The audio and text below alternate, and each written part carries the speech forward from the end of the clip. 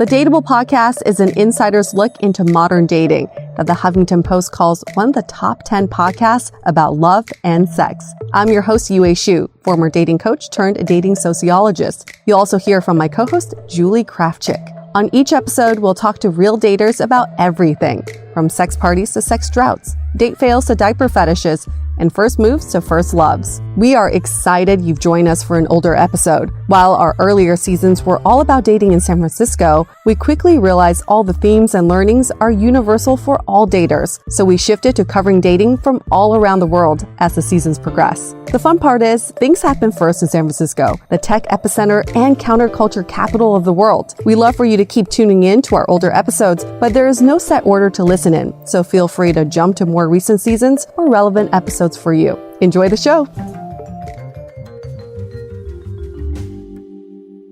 I was so excited to get my shipment from Last Bottle Wines in the mail the other day, full of incredible red wines, all from Napa Valley. I love wine tasting, so having this to my door couldn't be happier. Also, couldn't be more excited that today's episode is brought to you by Last Bottle Wines. If you don't know already, they're a Napa-based online wine shop with a twist. They offer just one handpicked wine per day until it sells out, and they're always at incredible prices. We're talking 30 to 70% off retail. And the best part is that there's no subscriptions, no fees, and no minimum purchase. And I could not be more excited to bring this offer right now because they're having a marathon sale, which is coming up March 28th and 29th. Even better, we're offering Dateable listeners 10% off your first order with code DATEABLE. So if you are a wine lover like me, this is a great time to join. And did I mention that shipping is 100% free? So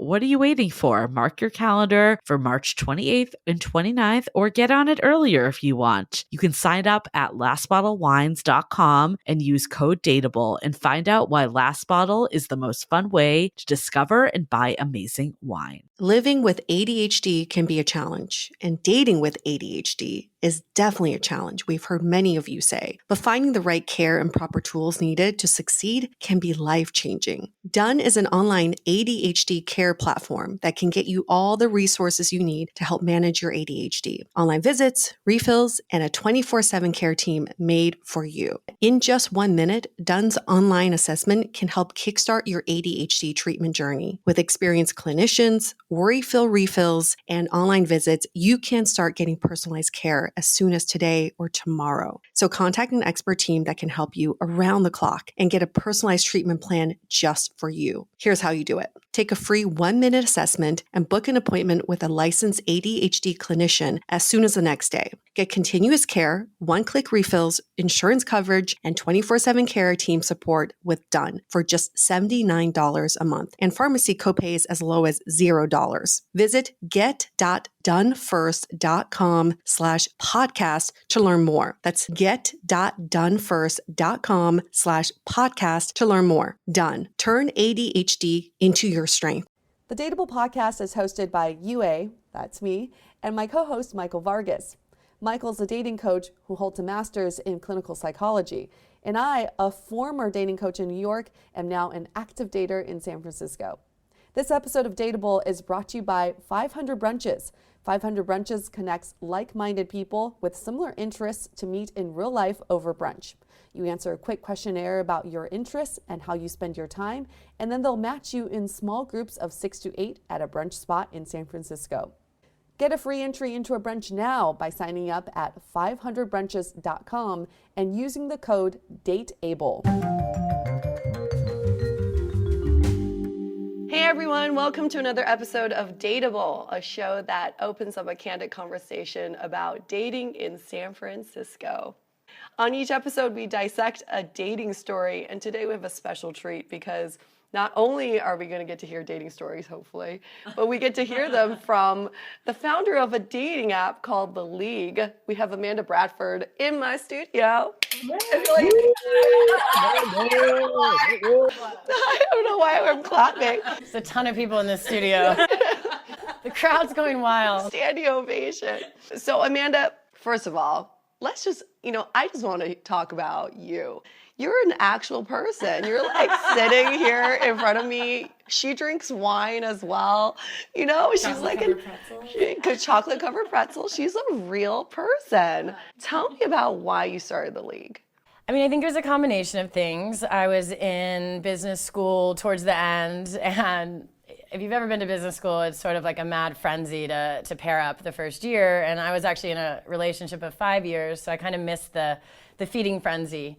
So, business school is ending. I was about to go into the real world, and I, tried online dating for the first time. I had never done it. I was in a 3-year relationship, and I jumped right into a 5-year relationship. So I'd always kind of been in some sort of relationship. Serial monogamous. Yeah, I tried online dating, and there's a couple of issues that I had with a lot of the apps and the sites out there. And then I think coupled with the fact that, I was leaving this kind of awesome, really close-knit community at Stanford, and I kind of wanted to prolong that. Or I guess if you've been to college, it's the same experience. When you graduate college, that community feeling really falls away. So I think I wanted to both kind of recreate the college experience and then also, improve my dating life and kind of fix some of the issues that I had with Tinder and OkCupid, where you kind of feel like you're listing yourself on this meat market and people think you're kind of saying, hey, I want a one-night stand, when that's not really what you're saying. And so kind of rebranding what online dating is and saying that it's okay to use online dating. It doesn't mean you're trying to get laid that night. It doesn't mean you're trying to hook up. You could actually be looking for someone to date, and this could be high caliber people that actually have interests in doing something other than, a hookup. And so I think, it was kind of a combination of those things that I looked to my left and looked to my right, and I was like, well, I should just build this. You were in a relationship when you were in business school. Right. And then it ended after. Towards the end. Towards the end. And this person was not in business school right. with you. Okay. Which is a very common situation. Yeah, because most people break up within the first year, right? I'm really go the extra mile. You're really loyal. Really tried, yeah.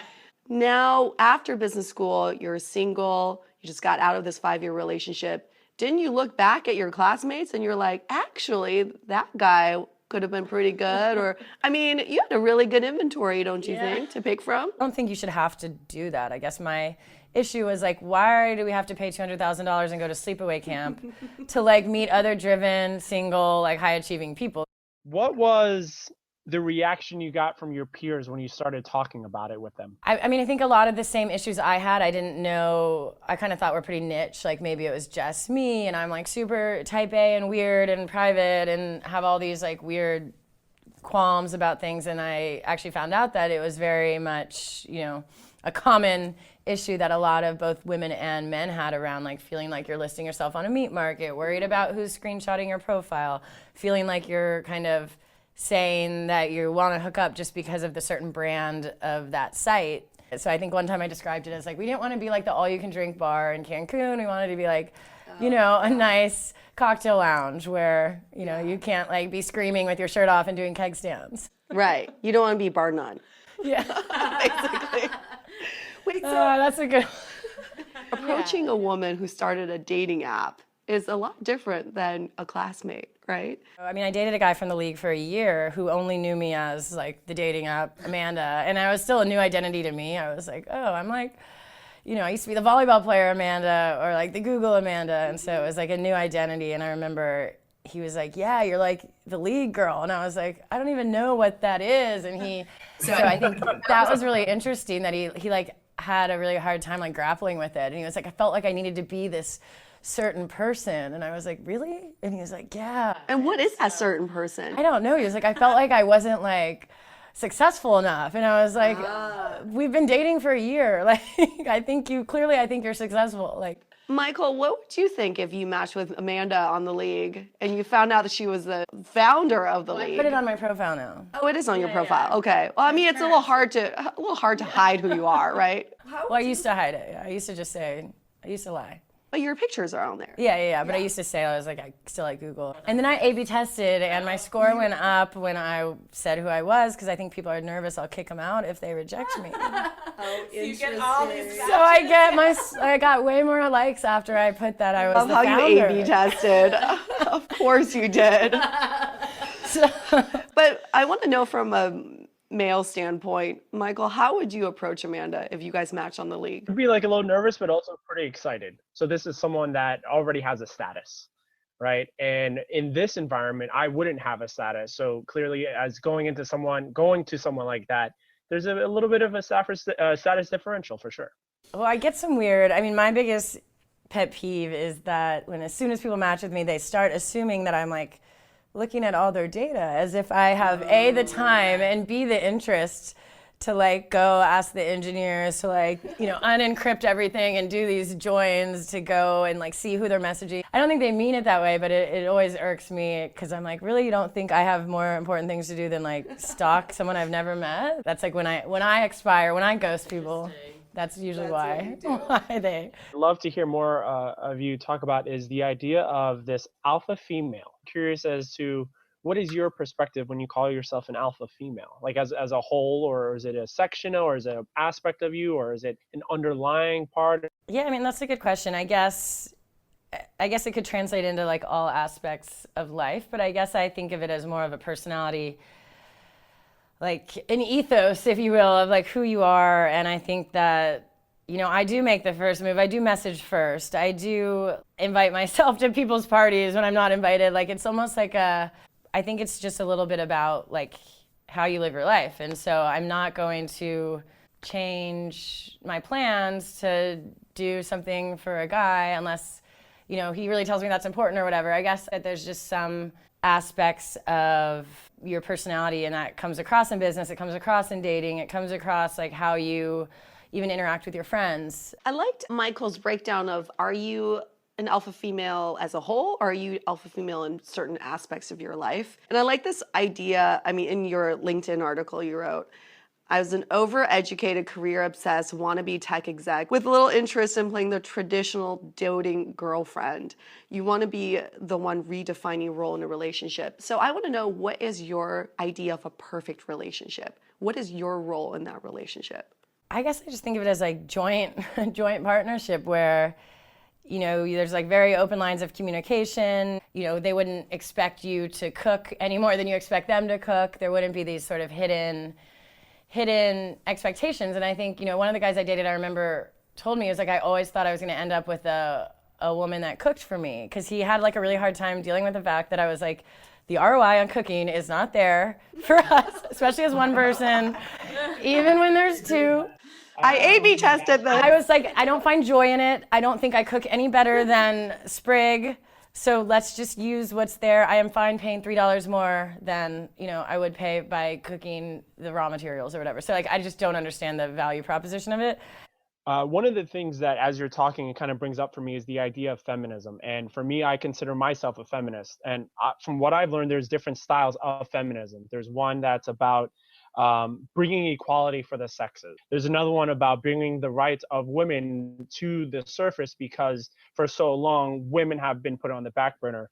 And I'm curious, do you find yourself to be in any way, shape, or form a feminist? I think it's a tough word just because it's loaded with a lot of history and kind of misrepresentation about what that word is. I remember talking to my mom about feminism. It's interesting, like she was always brought up to believe that like feminists were people that burn their bras and said like they should have kids without men and that they don't need men and the world would be better without men at all, because what do we need men for except for their sperm? And like, very, very like, not crazy, but like very much extremist. And that became what feminism represented. And so now everybody, including myself, is like scared to associate with that. Because no one's saying that we don't want men or husbands or fathers or anything like that. And so I think it's a tough word, and I actually consciously didn't use it in my blog post just because of the kind of visceral reaction people have with that word. But I think if you actually research the word, and Aziz Ansari does a great job of talking through this in Master of None, it's a great show if anyone hasn't. But if you look at like the actual definition of it is like exactly what you said. It's just, equality, and we shouldn't, just because women in general have done this for, decades, if not centuries, doesn't mean that that is like your role. With feminism, with the last couple of decades, we've been trying to redefine the female role, but we've forgotten about the male role. We've been forgetting to empower men to step up to the plate. I really think that men have no idea what to do anymore in relationships.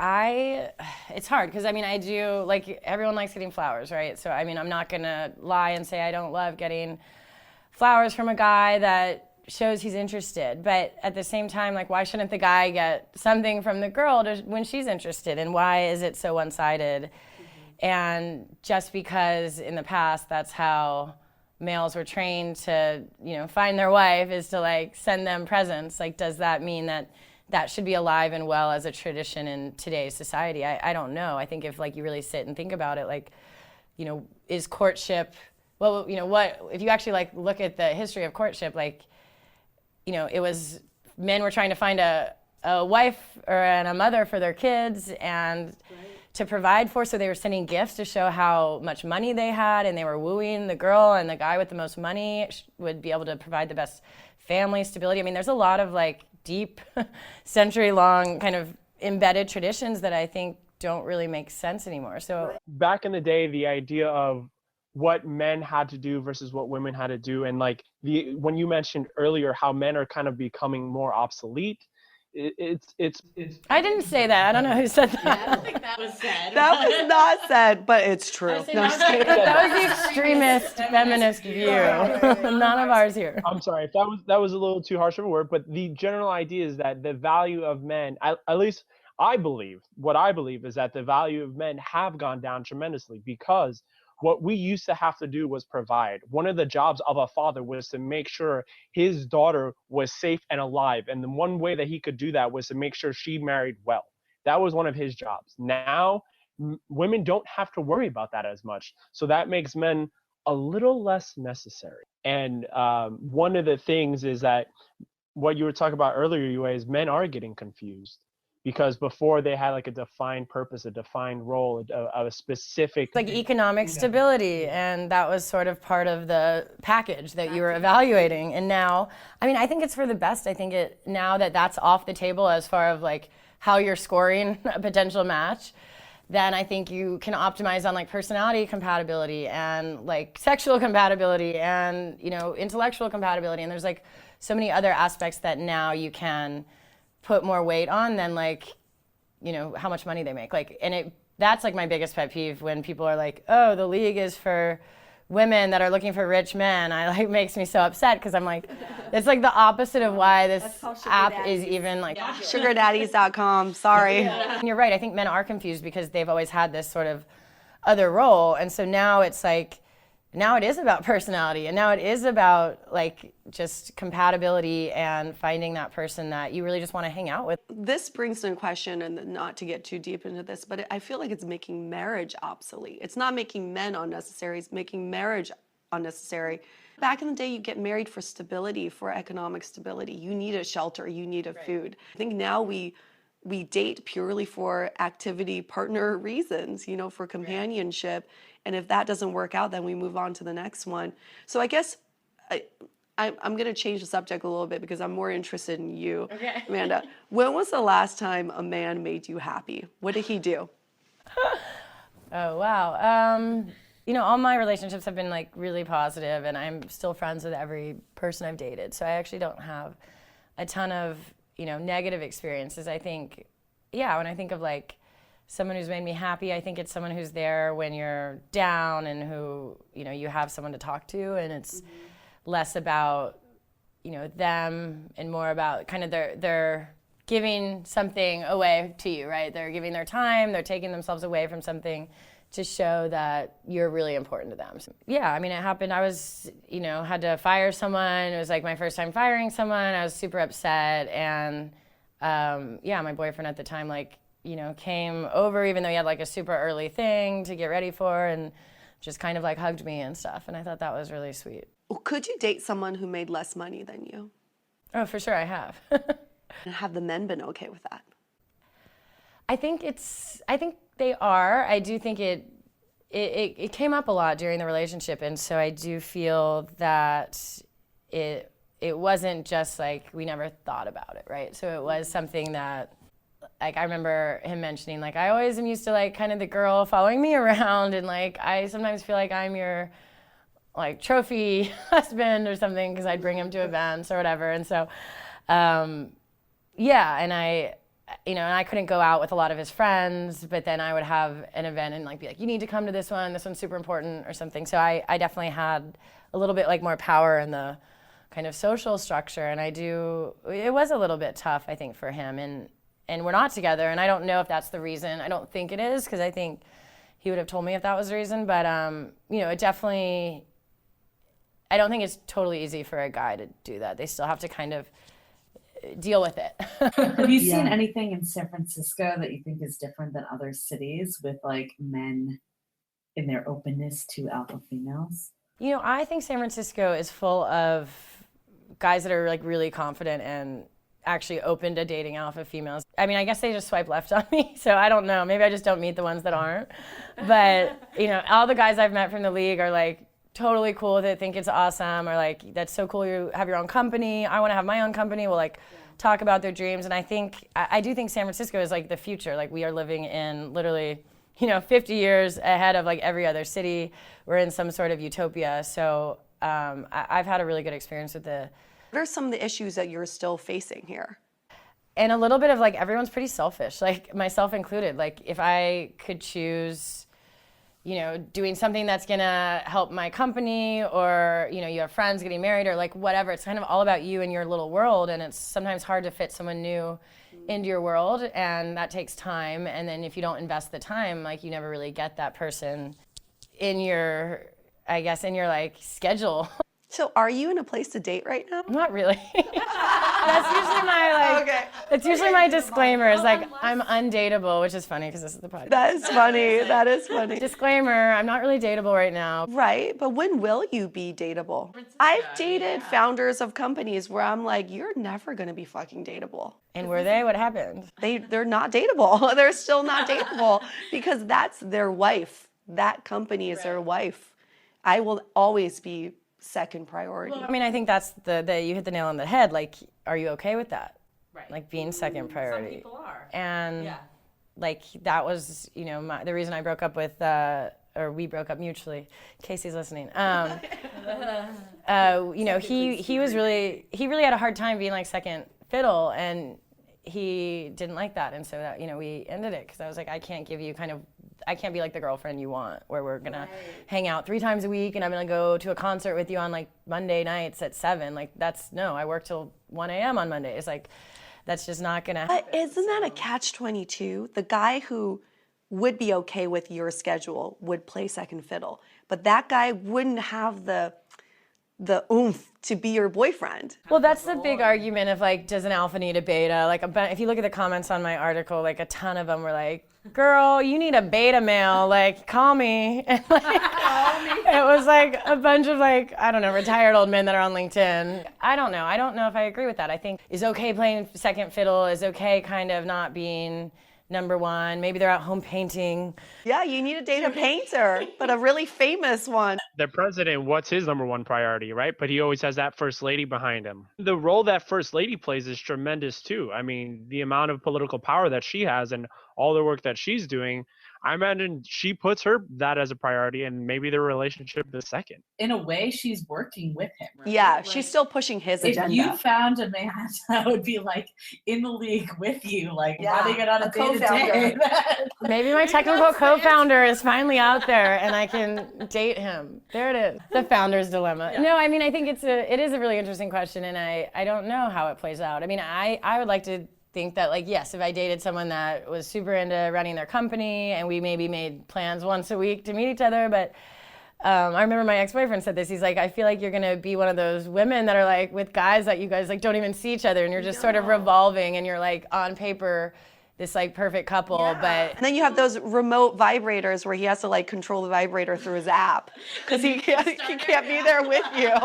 I mean, that's your relationship. I don't know, like, you're not building, at least for me, I hope I'm not I hope at some point it's not as crazy, and like, the older you get, maybe the more you want to slow down and like focus on family and relationships, and maybe it's just not, right now that's not a priority for me, but maybe in 5 years it will be, and same with them. So it's sort of like you're like dating for potential, for the potential of like settling down kind of with that person. I mean, that's like the terrible way to date, dating for someone's potential. That's like working on a project. Yeah. But dating someone who's like, listen, I'll spend the next few years helping you. But after you take off and you get to a point where you're really happy with your company, that's my turn to build my own. Reminds me of the House of Cards. Have you been watching this season? No. Claire's like, it's my turn, and then she's like, what? She's like, it's about me now. Come along, you're my first lady. That's why I brought up the whole presidential thing, right? Case two, I think the whole thing is just so new that like there's not enough like case studies out there to be like, oh, okay, it worked when one person was, at home and one wasn't, or two power couples. Like, I mean, I think Sheryl Sandberg's one of the first like power couple I kind of saw that was somewhat, not a celebrity power couple or whatever. And I think there's not enough out there to really draw any conclusions on like, is it a good marriage? Are the kids, well adjusted? Did they, was it better than if she was a stay-at-home mom? Or if we don't really have kind of data to prove against it. I mean, if both people lean in, you just butt heads. I feel like one person needs to lean in and the other one needs to embrace. See, I don't know if I agree with that. I think that's like a common like phrase, but I don't know if there's like, again, like where's your data? Like why can't both lean in? Like, have you seen it like self-destruct? Like Sheryl Sandberg did it and they worked well. So like what is to say that both people can't lean in? I guess it's like defining what lean in is, right? Are you leaning in just for your own career and the other person's leaning in for their own career? Or are you leaning into this relationship? And then I guess it goes to the idea of what is it that we're using the relationship for? What is the purpose of the relationship? Like to further our careers. No, I'm kidding. I do feel like at some point you do think about that, right? Could this person further my career? That's what politicians do. That was, again, if we go back in history, that's how people partnered up. It was like, oh, the Queen of Spain is gonna marry, some other country, and then they'll join it. So I do think that, I don't know. I think it's interesting. I think we're still new to this whole like egalitarian power couple kind of world, and so I mean it'll be interesting to see how it plays out and if it can kind of work, but I hope it can, because that's sort of what we've built our company around. I mean, I hope so too. I don't want to die alone. With my 5 cats. meow, meow. Are you my cat? Will you meow one more time? Will you play second fiddle and just be my cat? I will. I'll be your second. So earlier we were talking about the alpha female, and I was curious as how does that show up in the bedroom? Hey. As we pour more wine down. Oh, I mean, I think they're totally decoupled. I do. I think that like sexual chemistry is totally different than, what someone does 9 to 5 and how they show up in the bedroom. So I don't think it's, I know plenty of people, I have girlfriends that kind of play both roles, and like you would never know if they're, this is getting awkward now. Hey, you're doing fantastic. Well, what about you? I mean, I don't know if maybe it's like after you're working hard all day, you do want to, just not be the kind of decision maker and all that. So the reason I bring that up is because it's so interesting when we're bringing the idea of the alpha energy, but it's like different roles in which we play. And so what is more your core? Is it more of like someone who does want to be dominated, or is it someone who wants to be very dominating? But I'm not going to use that word. You don't have to use those words, whatever synonymous words you like. Yeah, when just because you're an alpha female in like the working world, and I hate kind of using that word just because it's, I think it's, I don't actually think you need another word for it. I guess I'd almost, like I said in my article, I was like, I'll use it because it resonates with people, but at the end of the day, I was like, just because you're a girl and you're assertive and you go after what you want and you say what you think doesn't mean you need to have like a special label. So I'm kind of against that word in some ways, but I think that there are a lot of sides of people, and you don't want to have to if you're making decisions from 9 to 8 p.m. every day and you're stressed out about 100 things, I want to go home and have my boyfriend like kind of say, take charge. So I think that is like a common thing with people that do work really hard and do But that's given that he didn't have a busy day, right? So how do you control that? It's your turn to be dominant. Yeah, now we have the whole like issue with like both leaning in. It's like, no, you be on top. No, you be on top. You do the work. No, you do the work. And then what happens, right? Fine, let's just watch porn. Watch porn. At that moment, if that happens, it's your turn to step up. Not lean in, step up. Yeah, just straddle. or yeah, sideways up, doggy style up, whatever style up you want, but up.